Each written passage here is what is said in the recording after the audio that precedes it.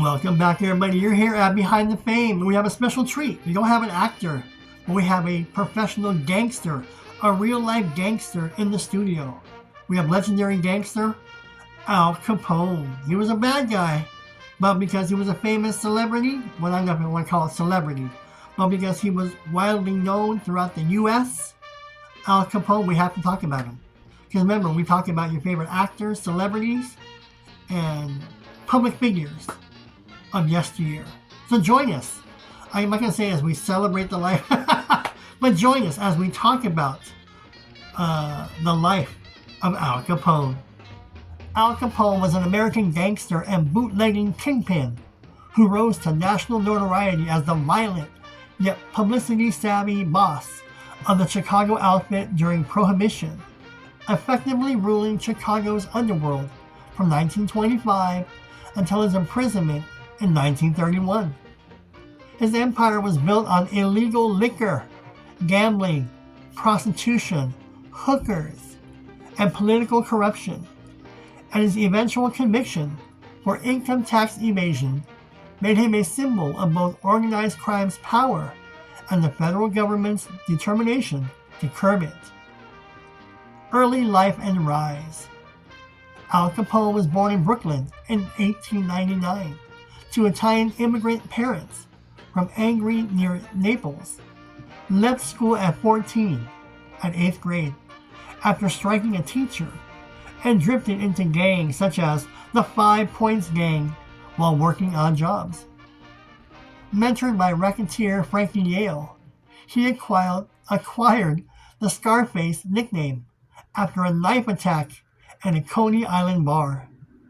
He married May Coughlin in 1918 and soon moved to Chicago to work for Johnny Torrio's alcohol running syndicate. Chicago boss and violent career.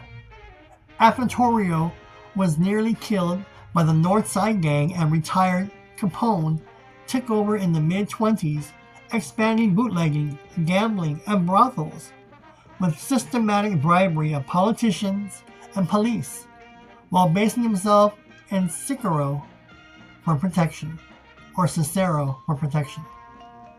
He used bombings and shootings to enforce his control, fought bitterly with rivals like Dean O'Banion, Jaime Weiss, Bugs Moran, and Joe Alio, and forged political ties that helped elect wet Mayor William Hale Thompson. The 1929 St. Valentine's Day Massacre, in which gunmen posing as police murdered 7 Moran associates, horrified the public and cemented Capone's image as public enemy number 1, even though he was in Florida at the time. Public image and federal crackdown.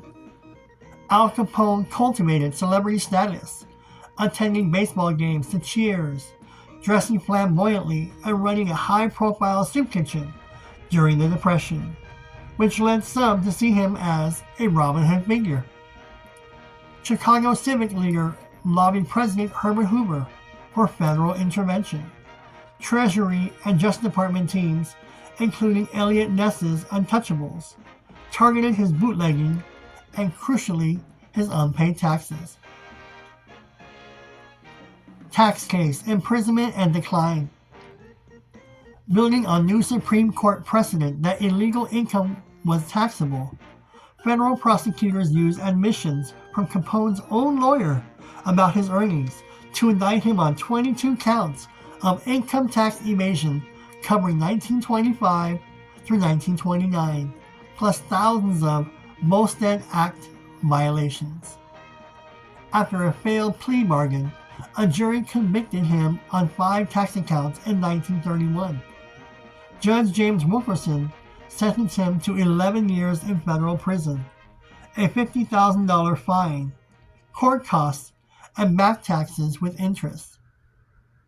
Al Capone served time at several facilities, including Eastern State Penitentiary in Alcatraz, where untreated syphilis progressed to neurosyphilis, causing cognitive decline and leaving him increasingly incapacitated. Final years and legacy.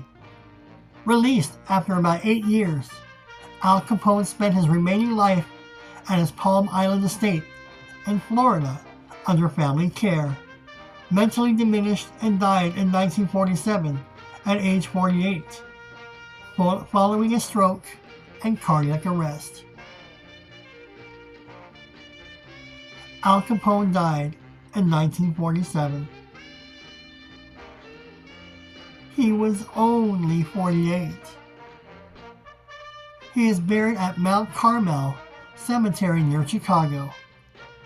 Al Capone remains one of the most infamous crime figures in U.S. history, central to popular depictions of Prohibition-era gangsters and the mythology of Scarface.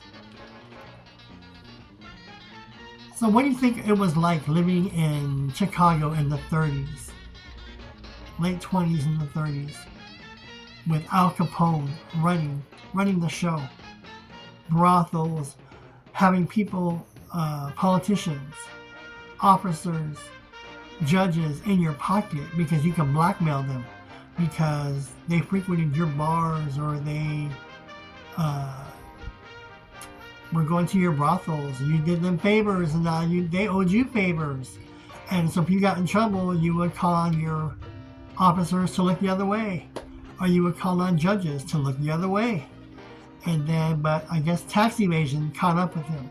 So, but give me your thoughts on Al Capone, the original Scarface. Give me your thoughts. A lot of movies have been made about Al Capone, legendary figure like Billy the Kid, all these other famous,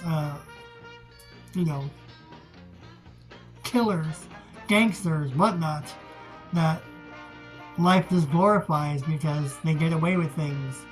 And then they look at celebrities, like as they say here, the Robin Hood syndrome, where the little guy thinks, "Oh look, he's one of us. He's at a baseball game. Oh look, he's donating money to a soup kitchen, or he's donating money to a charity, whatever." So they look at him like, "Well, it's okay as long as he's helping out the poor. Take from the rich and give to the poor." But that was the life and career of gangster, killer Al Capone. Oh, and tax fraud, evader, and all that stuff. Give me your thoughts on what you remember most about Al Capone. Did he get his just desserts?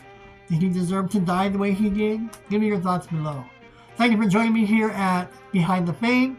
I'm Tony. Any questions, comments, or feedback, leave them below. Thank you all for your support. Click subscribe, hit that notification bell, and I'll see you all in the next video.